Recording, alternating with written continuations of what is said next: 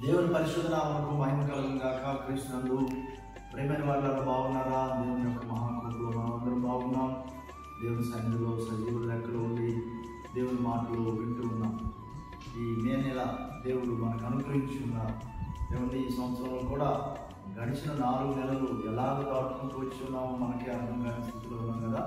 దేవుడు మంచివాడు, మనకి మరొక నెలని అనుగ్రహించున్నారు. రండి, ఈ దినం కూడా దేవుని మాటలు మనము ధ్యానించున్నాం. ఎఫెసీయులకు రాసిన పత్రిక 3వ అధ్యాయము 20-21 వచనాల్లో ఒక అద్భుతమైన విషయాన్ని మనం చూడగలం. మనలో కార్యసాధకమైన తన శక్తి చొప్పున మనము అడుగు వాటి కంటేను ఊహించు వాటి అన్నిటికంటేను అత్యధికముగా చేయ శక్తి గల దేవుడు అంటున్నాడు. ఎంత గొప్ప దేవుడు అయినారు ప్రియమైన వాళ్ళ.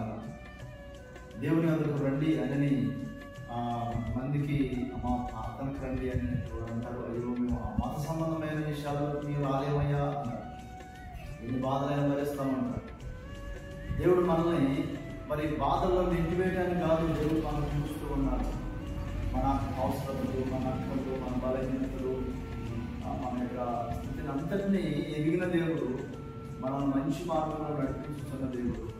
మరి ఎంతో ప్రేమను మన పట్ల కనపరుస్తూ ఉన్నారు. మనం ఆయనని అడగాలని ఆయన కోరుకుంటూ ఉన్నాం.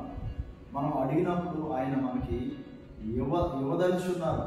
మనం ఇంకా అడిగిన దానికంటే కూడా ఊహించే దానికంటే కూడా అత్యధికముగా చేస్తామనుకున్నాను. అత్యధికముగా చేసే దేవుడు, అత్యధికముగా. దేవుని యొక్క హస్తము చాలా పెద్దదండి. మన హస్తము చాలా చిన్నది. దేవుని హస్తము చాలా పెద్దది.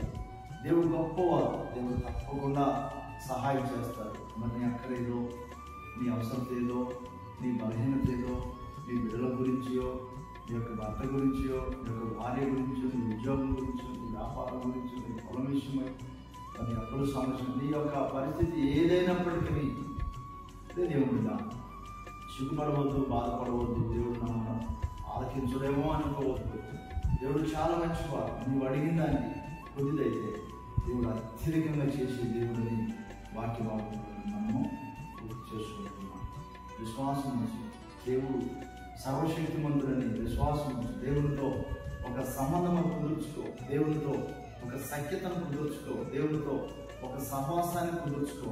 దేవుడు తప్పకుండా సహాయం చేస్తారు. ఇచ్చిన మాటలు మీ ఇంట్లో భద్రపరిచి ఆశీర్వదించింది కాక. చిన్న ప్రార్థన చేయాలని ఆశపడతా ఉన్నాను. ప్రేమగల ఉన్నతమైన తండ్రి, మీకు వందనాలు స్తోత్రాలు. ప్రియ సహోదరి సహోదరులు, వారి అవసరతలు ఏమయ్యాయో, వారి అక్కర్లు ఏమయ్యాయో, వారి బలహీనతలు ఏమయ్యాయో, వారి బిడ్డల భవిష్యత్తును గురించిన అయా స్థితులు ఏమయ్యాయో మీరు సమస్తం ఎరిగిన దేవుడు. మీరు అడిగిన దానికంటే, ఊహించిన దానికంటే అత్యధికంగా చేయగలిగిన దేవుడు అని సాధించిన మీ మాటే సత్యమండి. అయా ప్రియులకు సహాయం చేయండి. పనులు ప్రయాణాల్లో మీరు తోడేయండి. ఈ జన్మంతా మీ ఆశీర్వాదాలతో నడిపించండి. చేసే గొప్ప నామం అడిగి పెట్టుకుంటున్నాము తండ్రి. ఆమేన్. మన తండ్రి అయిన దేవుని ప్రేమ, మన రక్షకుడైన యేసుక్రీస్తు ప్రభువు కృప, పరిశుద్ధాత్మ దేవుని సన్నిధి సహవాసం చేరుకుని మనకు అందరికీ దేశం సకల పరిశుద్ధులను సదాకాలం తోడై నడిపించును గాక. ఆమేన్. God bless you.